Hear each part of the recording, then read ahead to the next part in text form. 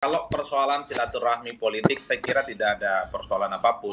Biasanya tokoh-tokoh kunci seperti mantan presiden ataupun ketua umum partai, biasanya kalau dalam momen Lebaran dan Idul Fitri, memang seringkali dikunjungi oleh mereka yang disebut sebagai anak buahnya atau mantan orang yang pernah dibesarkan, kira-kira begitu. Tapi yang menjadi persoalan yang cukup serius itu, yang ini per hari ini kemudian menjadi perdebatan yang agak relatif agak sedikit tegang lah kira-kira begitu, ketika ada menteri yang mengatakan Pak Jokowi juga adalah bosnya. Nah, ini problem. Ini adalah satu statement yang dianggap offside, itu statement yang kemudian dianggap tidak etis, karena sejatinya seorang menteri itu bosnya cuma satu, yaitu Presiden Republik Indonesia Pak Prabowo Subianto.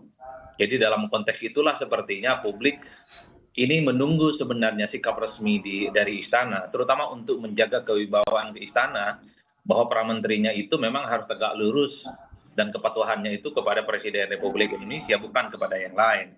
Kan di situ sebenarnya, Mas Tifal, yang paling penting. Artinya apa? Sekalipun menteri ini secara praktik punya bos lain di luar Pak Prabowo Subianto, tapi tidak perlu juga kan secara eksplisit disebutkan bahwa bos mereka saat ini ya, misalnya Pak Jokowi ataupun yang lain. Kalau kita mau jujur sebenarnya, menteri-menteri dari partai politik, mereka juga punya bos lain di luar Pak Prabowo. Siapa bosnya? Adalah ketua umum partai. Tapi mereka itu kan tidak pernah secara eksplisit menyebut ketum itu adalah sebagai bos mereka. Itulah yang kemudian ketika pejabat publik, menteri, wakil menteri saat ini adalah anak buahnya Pak Prabowo Subianto, publik hanya ingin menilai bahwa satu-satunya bos yang ingin disebut oleh mereka hanyalah presiden, bukan yang lain. Nah, yang ketiga sebenarnya kalau mau jujur, dulu kan banyak sekali orang yang marah ketika Jokowi jadi presiden 2 periode masih disebut sebagai petugas partai oleh PDIP. PDIP kan dimarahi, PDIP dibully, itu tidak pantas. Sekalipun publik tahu bahwa Jokowi adalah PDIP, per hari ini mestinya ya istana mungkin perlu juga marah dan menegur menteri-menteri yang masih menganggap ada bos lain di luar Pak Prabowo Subianto. Jangan ada kesan bahwa pemerintahan dan kekuasaan hari ini itu masih ada bayang-bayang dari pemerintahan sebelumnya.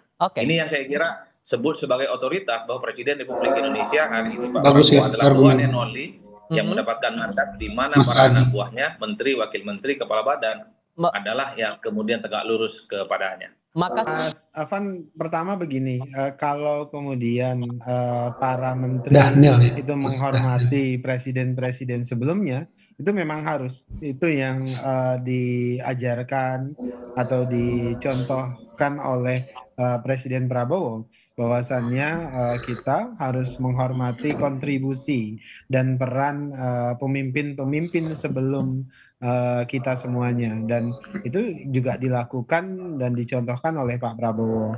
Kemudian kedua, terkait dengan silaturahim para menteri ke Pak Jokowi, ya itu memang baiknya begitu. Artinya mereka datang ke mantan-mantan presiden, bersilaturahim, mendengarkan nasihat dan sebagainya. Nah, jadi terkait dengan itu Pak Prabowo justru mengendorse mereka untuk melakukan banyak silaturahim. Kemudian ketiga, kalau kemudian dari kegiatan-kegiatan tersebut diterjemahkan sebagai tadi ada matahari kembar dan sebagainya, itu kan publik berusaha, beberapa pihak berusaha menggiring ke situ karena ada komunikasi yang agak tidak tepat, mungkin begitu, karena ada celah tafsir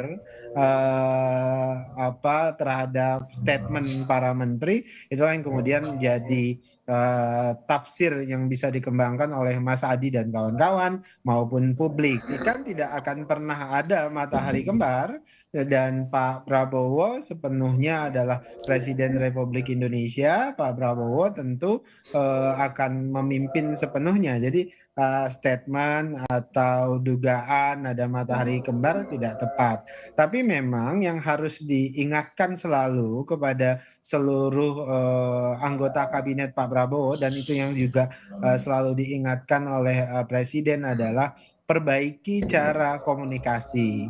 perbaiki cara memproduksi narasi. Karena cara berkomunikasi dan memproduksi narasi itu akan membuka peluang tafsir macam-macam.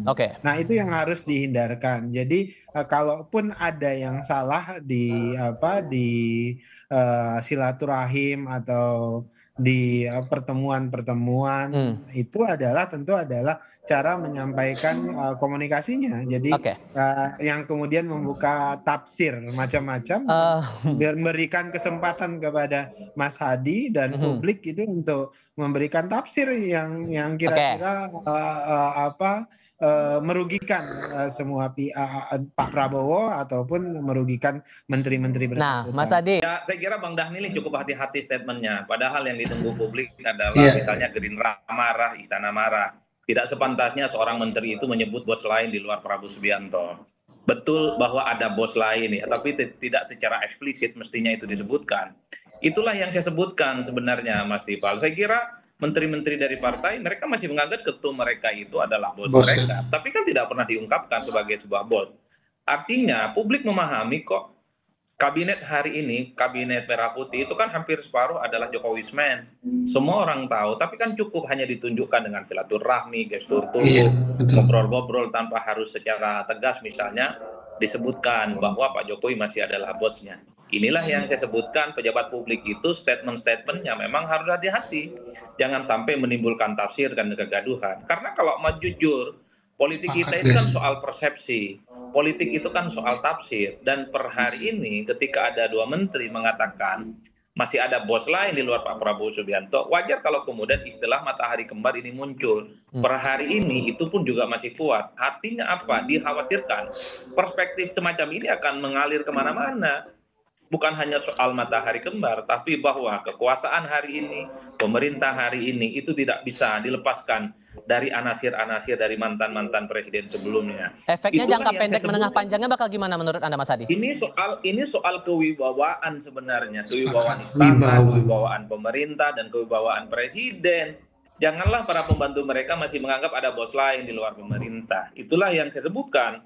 Kalau mau jujur kita melihat bagaimana perkembangan publik per hari ini adalah sikap misalnya teguran ataupun statement-statement yang mengingatkan kepada para menteri supaya hal-hal yang semacam itu tidak terulang, karena apapun judulnya sesuai dengan konstitusi, para menteri dan wakil menteri plus kepala badan adalah mereka sebagai pembantu presiden. Itu artinya apa? Presiden adalah the one and only, satu-satunya bos. Tidak ada bos-bos yang lain yang mestinya muncul di luar itu. Jadi di situ saja sih sebenarnya, makanya tidak mengherankan ini istana sampai hari ini adem ayem. Saya sebenarnya termasuk berharap Bang Dhanil ini agak galak lah supaya hal-hal yang semacam itu tidak terulang. Ya, saya sepakat ya dengan Mas Adi Praitno ya teman-teman. Pak Jokowi dipanggil bos ya oleh menteri yang sowan ke rumah Pak Jokowi kan.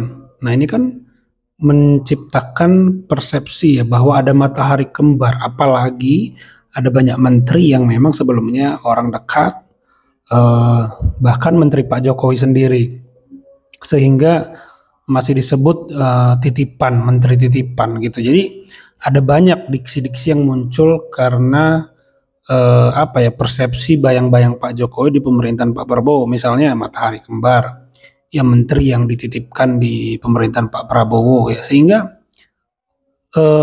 nanti terkesan ya, ini kan kata Mas Adi politik itu tafsir dan persepsi ya, terkesan Pak Prabowo nanti tidak otoritatif ya, tidak tidak mutlak ya, tidak mutlak gitu yang tepat ya dalam memimpin negara ini, karena dalam tanda kutip gitu ya teman-teman, masih dipengaruhi Pak Jokowi lewat menterinya. Dan ingat, Wapresnya itu adalah anak kandung dari Bapak Jokowi sendiri ya, anak kandung, artinya ada begitu banyak informasi istana yang Pak Jokowi sendiri masih bisa mengetahuinya gitu ya. Anak kandungnya sendiri adalah wakil presiden, dan bahkan kita tidak tahu di 2029 nanti saya yakin maju sebagai capres ya. Ini prediksi saya, kalau dia punya elektabilitas tinggi didukung oleh Pak Jokowi sendiri, saya ragu bahwa Gibran tidak akan maju jadi capres ya.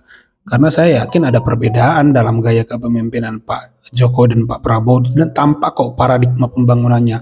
Pak Jokowi itu infrastruktur, IKN ya, Pak Prabowo itu langsung ke SDM seperti contohnya MBG, makan bergizi gratis. Jadi bukan tidak mungkin ini sebenarnya hanya tunggu waktu saja. Pak Jokowi ini akan mengambil alih lagi pengaruh besar politik di 2029 karena nama beliau terus diberitakan sejak purna tugas, tidak pernah berhenti loh, mulai dari wisata ada di Solo, di rumah beliau menjadi wisata kan, lalu sekarang ijazah palsu. Jadi ini benar-benar Pak Jokowi ini dianggap masih sangat mempengaruhi pemerintahan Pak Prabowo, makanya disebut matahari kembar. Itu respon saya. Kalau tanggapan teman-teman sendiri bagaimana, coba tulis di kolom komentar. Jangan lupa di like videonya, di subscribe channel ini agar terus berkembang. Sampai jumpa di video saya selanjutnya.